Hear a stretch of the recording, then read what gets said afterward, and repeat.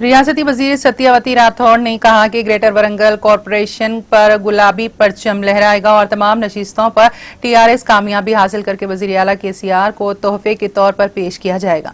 रियासती वजीर सत्यावती राठौड़ ने ग्रेटर वरंगल म्यूनिसिपल कॉरपोरेशन इंतखाबात में मुकाबला करने वाले टीआरएस पार्टी के उम्मीदवारों में बी फॉर्मेस तकसीम प्रोग्राम से खिताब करते हुए ये बात कही। इस मौके पर रियासती वज़रा सत्यावती राठौड़ और ई दयाकर राव के हाथों टीआरएस के 18 उम्मीदवारों में बी फॉर्म्स तकसीम किए गए।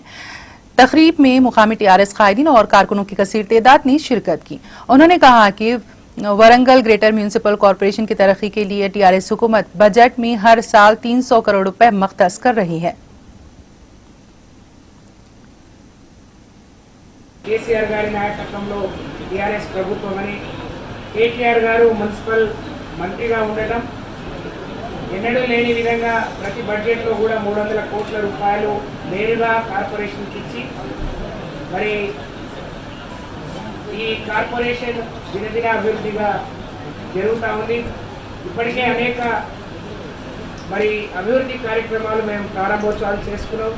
అవన్నీ ప్రజల అనుభవంలో ఉన్నాయి। అలాగే కొన్ని ఇంకా పనులు కొనసాగుతూ ఉన్నాయి। మరి ఈరోజు మేము 12 మందికే రేపే లాస్ట్ డేట్ అయినా ఉపసంహరణలో రేపే లాస్ట్ డేట్ అయినా 12 మందికే ఇవ్వడం అంటే పోటీ తీవ్రంగా ఉంది।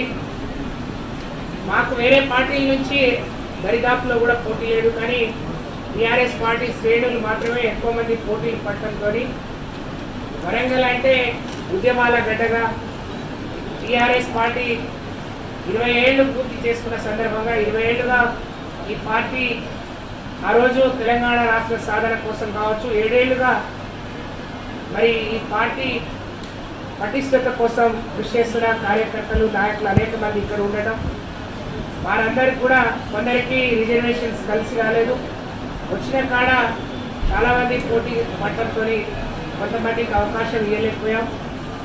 అయితే అందరం కూడా ఒక కుటుంబ సభ్యులుగా ఎవరికి టికెట్ వచ్చినా మరి అందరూ కలిసికట్టుగా గెలుపు కృషి చేయాలని చెప్పి అందరినీ కూడా కోరుకుంటున్నాం।